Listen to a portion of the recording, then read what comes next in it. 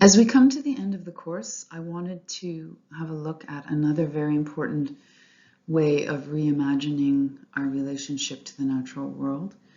And we've been talking about the wild, and while that, of course, is extremely important, many of us live in very densely populated parts of the country, and so this has to be reimagined also.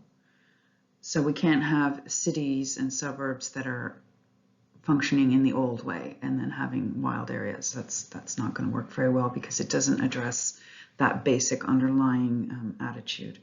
So I want to look at the phenomenon of the Greenbelt, and the whole idea, as you already know, goes back in history. We saw with the Himma in Islam, or the idea of the commons in Europe, this idea of maintaining swaths of land without residential housing on it. So in its most contemporary iteration, it can be linked back to the Garden City movement in England. This movement was a way of imagining urban planning that was initiated in 1898 by Sir Ebenezer Howard.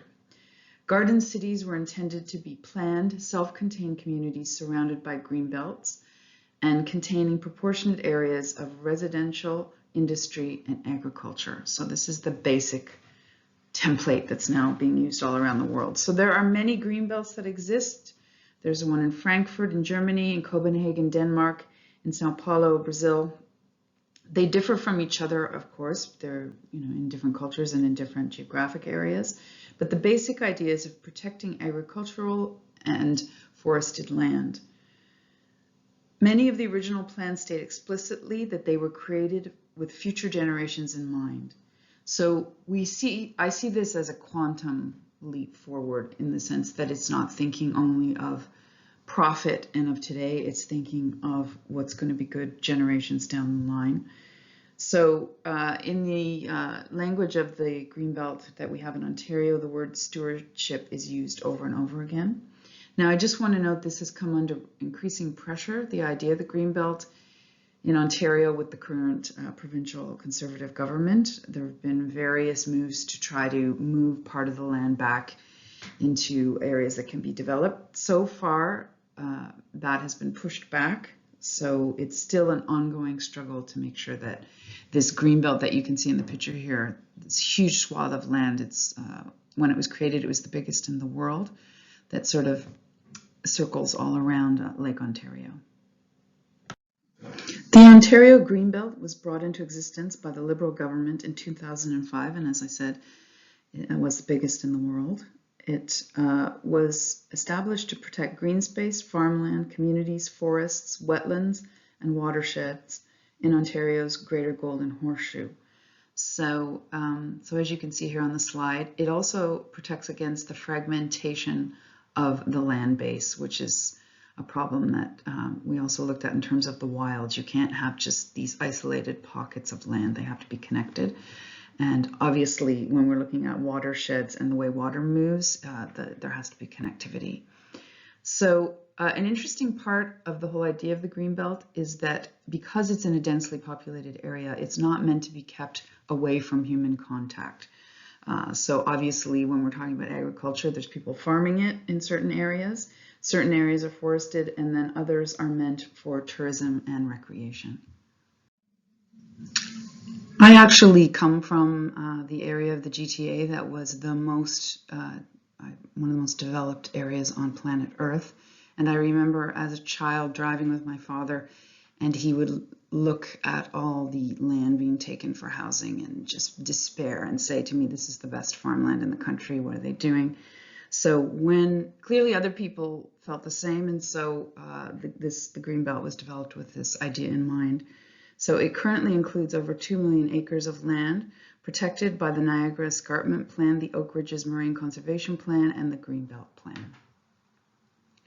And as I said before, it's meant to also offer opportunities for tourism, recreation, and agriculture.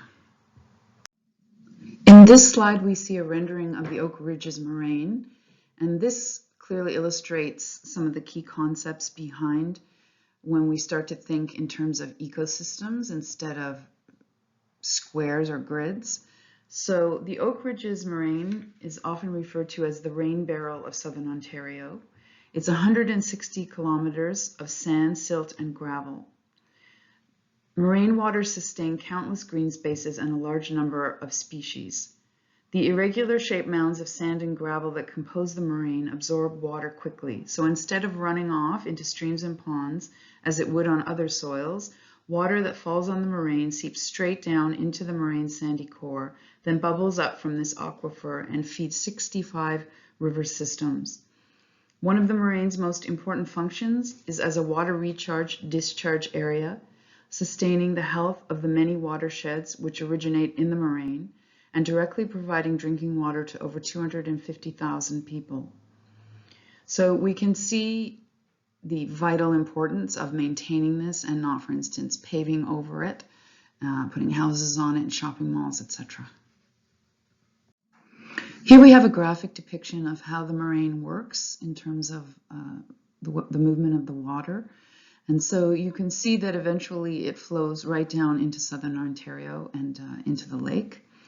So in the Greenbelt documents, it states green infrastructure has the potential to improve water quality, reduce infrastructure costs, reduce the risk of flooding, ensure that watersheds and communities are more resilient to climate change.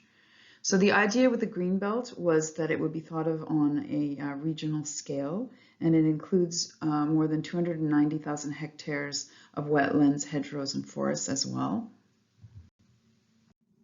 It's important to recognize that the Greenbelt and the protection of the Oak Ridges Moraine didn't just happen. There was a lot of pressure to develop these areas, but there was countless hours of research done by environmentalists and scientists, and also countless hours of protesting by citizens who were concerned with the well-being of the area that they live in.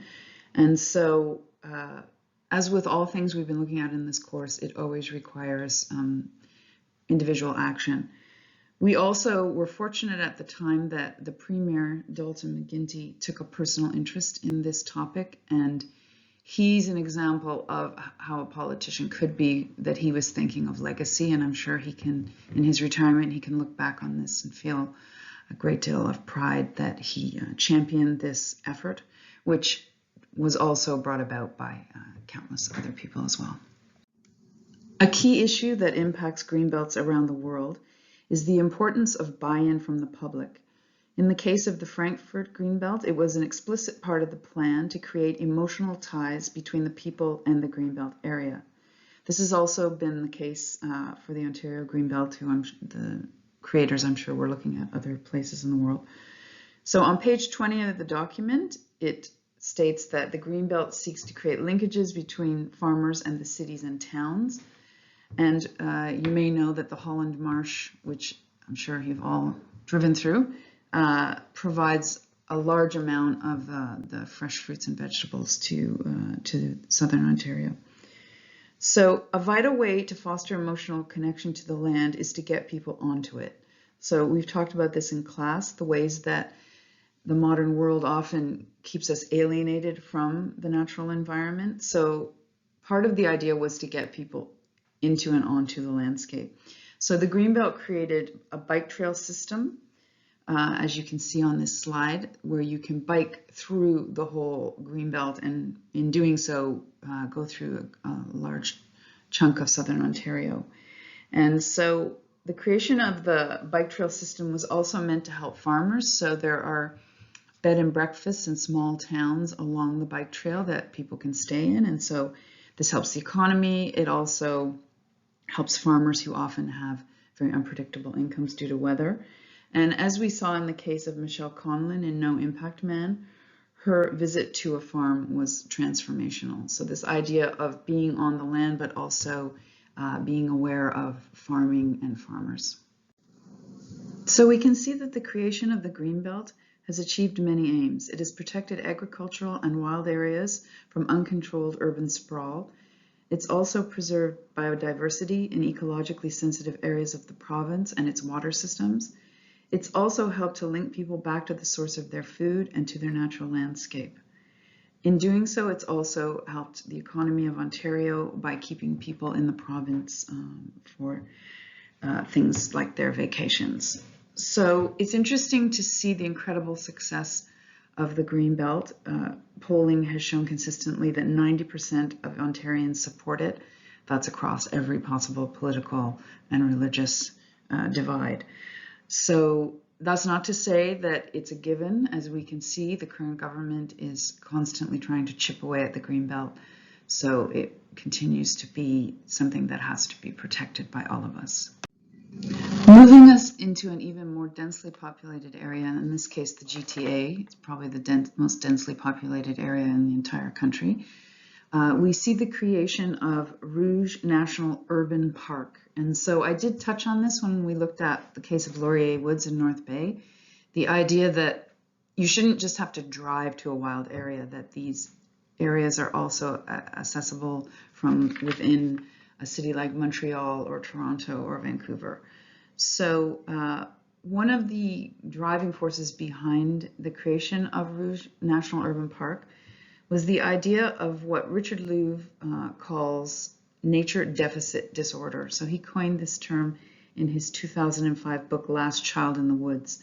And so I think there's a growing concern that just as there are food deserts in city systems, there's also a lack of nature. And so how do we address this issue? So this isn't the only answer, clearly, but it's certainly one. And so since 2011, Parks Canada has been developing Rouge National Urban Park. Once fully established, Rouge National Urban Park will be one of the largest and best protected urban parks of its kind in the world, spanning 79 square kilometers in the heart of Canada's largest metropolitan area, and it overlaps the cities of Toronto, Markham, Pickering, and the township of Uxbridge. So just to give you some idea, Rouge National Urban Park, when it's completed, will be 23 times larger than Central Park in New York City. And importantly, it will be accessible via public transit or by bike. I just visited the site, and the success of the park is clear because there are warnings about what to do if you see a black bear or a coyote. So we're learning, and I know from living in North Bay, we all have to do this, learn to live with our animal relations. And I have to say, it's pretty easy. I think people have made too much of it, that it's, for the most part, it's just leaving them alone. But clearly, as we do this and we move towards this process of integrating nature back into life, we also have to learn to live with the animals and the wild things among us. The image I'm using here is of a fox, red fox, that is living on Bay Street in Toronto. There was a whole article on this, that the foxes have basically taken over now that there aren't thousands of cars on the street. And I just want to say, I think they should be allowed to keep Bay Street, let them have it.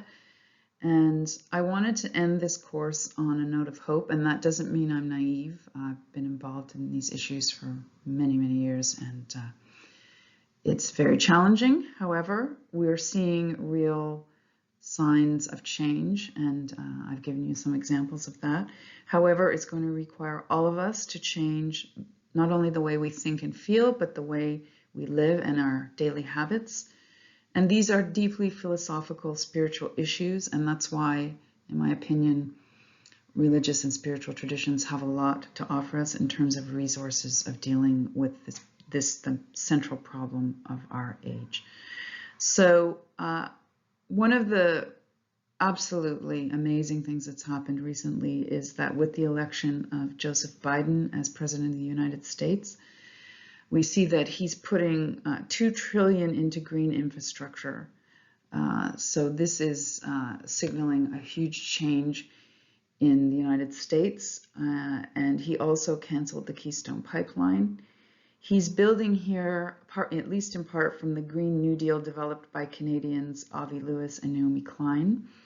And he's been responsive to the environmentalists in his own party. The Green New Deal is also being taken up by some political parties in Canada. So this is at a very large systems level, and this is exactly what we need. So this change in the US now puts pressure on Canada, because typically Canada sits on its laurels thinking, you know, as long as we aren't as bad as the US. But this now turns the light on Canada, and Canada has to up its game as well. So I wanted to end with a reading from Braiding Sweetgrass, which is a book I've mentioned and I hope all of you will read.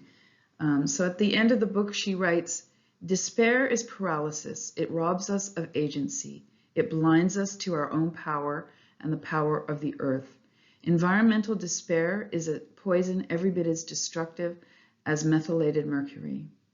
So she goes on to say, "We have enjoyed the feast generously laid out for us by Mother Earth, but now the plates are empty and the dining room is a mess. It's time we started doing the dishes in Mother Earth's kitchen. Doing dishes has gotten a bad rap, but everyone who migrates to the kitchen after a meal knows that that's where the laughter happens, the good conversations, the friendships. Doing dishes, like doing restoration, forms relationships. How we approach restoration of land depends, of course, on what we believe that land means. If land is just real estate, then restoration looks very different than if land is the source of a subsistence economy and a spiritual home."